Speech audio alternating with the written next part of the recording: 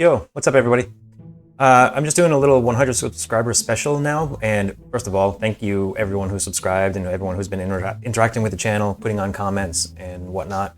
I really appreciate it. It obviously helps the channel grow when you like and subscribe, so I'm thoroughly appreciative of all of that, and like I said in my YouTube short, I had no idea that this would happen so fast, so again, thank you everyone for that.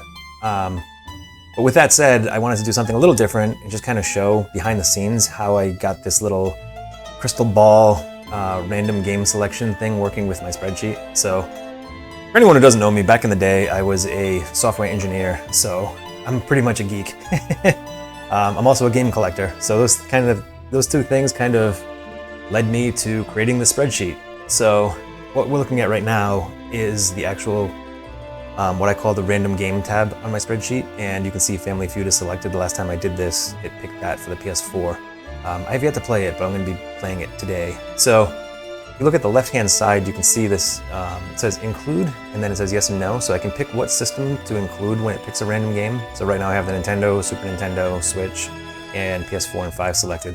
I don't have any PS1 games, so I didn't include that. And PS2 and PS3 I'm not really playing right now, although I guess I could. But I'm more interested in like the newer stuff or the really retro stuff, so I'm kind of skipping the stuff in the middle. So I can go to the game that it's selected for me. This is going to bring me to like my spreadsheet of all of my games. You can't see all the columns here because the video is not wide enough, but so I have in each column game title, obviously, the genre that it is from. And this is all Metacritic data that I just download or I just like copy when I get new games.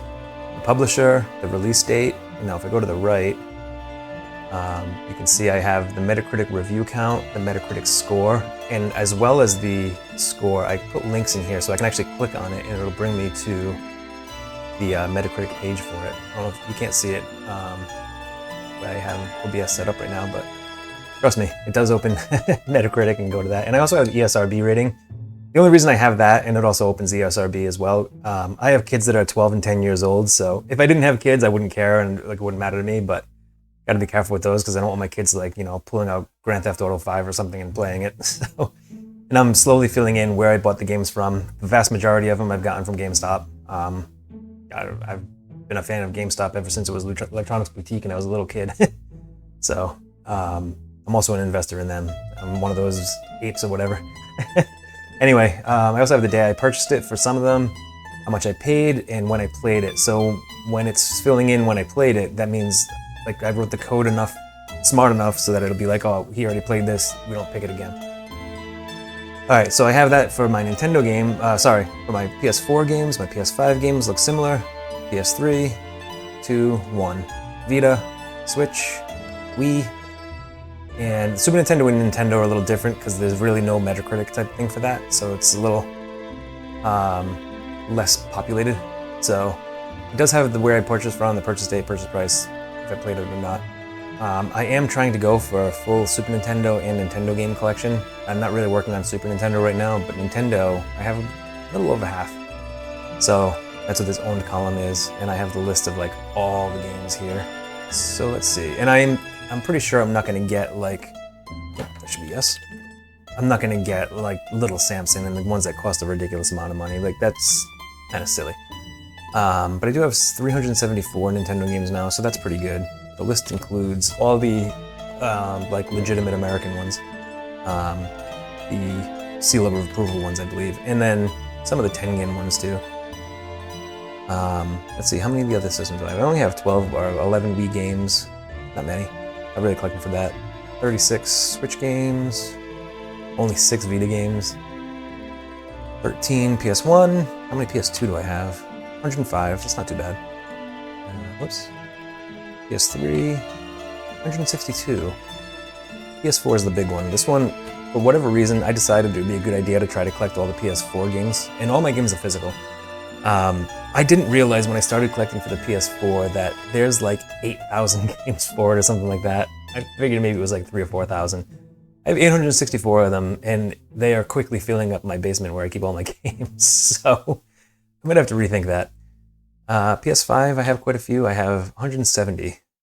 So the way I generally do it when I collect is I look for the cheapest games that I don't have and just do it that way. The only problem, though, is that I end up with a whole bunch of crappy games. So like if I look at the average, what's my average on this? I can't see it now. But I think my average score is like somewhere less than a 70 or 65 or something for all of these PS4 games, which I'd rather it be a higher rating with less games, but I'm going for a full collection, and I really do think it would be cool to get a nearly full collection of PS4 games someday. I love the system, so excuse me, but man, it would be very difficult to do. Alright, so anyway, going back to the random game, so you can see on the right hand side too, I have like this little bit of stats that show up. So when I'm recording my shorts, when I click a game, it'll fill this in and give me a little bit of detail on it, so I have something to talk about after I pick a game. So I'll clear this one, and it removes all the stuff. I choose a random game now, Greedfall, Gold Edition, PS5, so I can see on the right hand side, the name, the console, what type of game it is, who published it, when it was released, the Metacritic review count and the score, and then if it's mature or not. And this also links to the Metacritic website as well.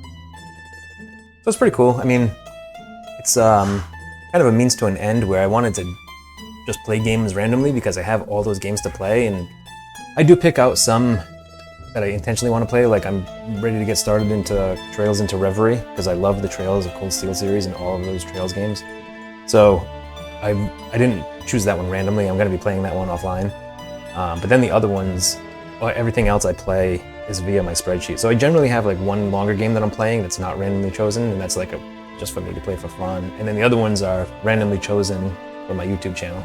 And those are cool too. Like it's kind of fun to pick out games that I would have never normally played, because otherwise games will just sit on the shelf and I'll never play them. Like I want to collect and play. I'm not the kind of person that's just gonna buy a game and never play it. So that's it, man. Once again, thank you everyone for subscribing. I really appreciate it. I'm hoping the channel will keep growing. This is just a labor of love for me. I'm not doing it to try to make any money or anything like that. It's just, you know, something to do and something that I'm enjoying. So it's a way to get myself out there. It's almost a way for me to legitimize the fact that I'm trying to collect so many games. So it gives me something to do with them all. All right, man, that's it. See you guys.